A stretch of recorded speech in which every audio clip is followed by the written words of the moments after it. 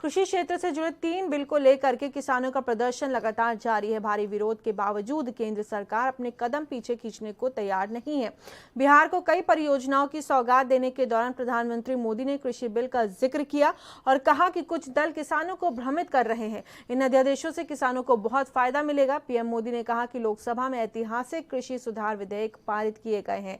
इन विधेयकों ने हमारे अन्नदाता किसानों को अनेक बंधनों से मुक्ति दिलाई है। इन सुधारों से किसानों को अपनी उपज बेचने में और ज्यादा विकल्प और ज्यादा अवसर मिलेंगे। विपक्ष को आड़े हाथों लेते हुए पीएम ने कहा कि किसान और ग्राहक के बीच जो बिचौलिए होते हैं, जो किसानों की कमाई का बड़ा हिस्सा खुद ले लेते हैं, उनसे बचाने के लिए ये विधेयक लाना बहुत आवश्यक था। ये विधेयक किसानों के लिए रक्षा कवच बनकर के आया है, लेकिन कुछ लोग जो दशकों तक सत्ता में रहे हैं, देश पर राज उन्होंने किया है, वो लोग किसानों को इस विषय पर भ्रमित कर रहे हैं।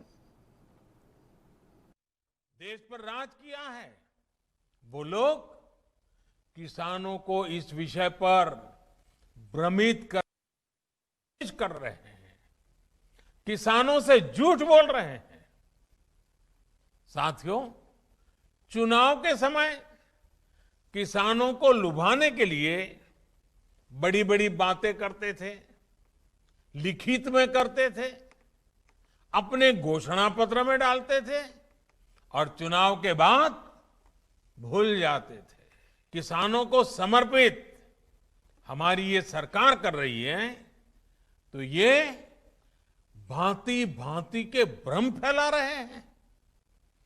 जिस एपीएमसी एक्ट को लेकर अब ये लोग राजनीति कर रहे हैं, एग्रीकल्चर मार्केट के प्रावधानों में बदलाव का विरोध कर रहे हैं, उसी बदलाव की बात इन लोगों ने अपने घोषणा पत्र में भी लिखी थी। लेकिन अब जब एनडीए सरकार ने यह बदलाव कर दिया है, तो ये लोग इसका विरोध करने पर, झूठ फैलाने पर, भ्रम फैलाने पर उतर आए हैं कि सरकार के द्वारा किसानों को एमएसपी का लाभ नहीं दिया जाएगा। ये भी मनगढ़ंत बातें कही जा रही हैं कि किसानों से धान, गेहूं इत्यादि की खरीद सरकार द्वारा नहीं की जाएगी। ये सरासर झूठ है, गलत है, किसानों के साथ धोखा है। हमारी सरकार किसानों को एमएसपी के माध्यम से उचित मूल्य दिलाने के लिए प्रतिबद्ध है। पहले भी थे, आज भी हैं, आगे भी रहेंगे। उतना पहले कभी नहीं किया गया।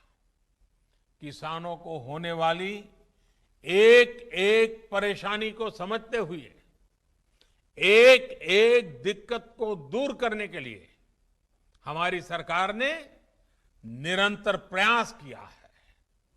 देश के किसानों को बीज खरीदने में, खाद खरीदने में, अपनी छोटी छोटी जरूरतों को पूरा करने के लिए किसी से कर्ज न लेना पड़े, इसके लिए ही प्रधानमंत्री किसान। देश दुनिया की खबरों के लिए एएनबी न्यूज को सब्सक्राइब करें और बेल आइकन दबाएं।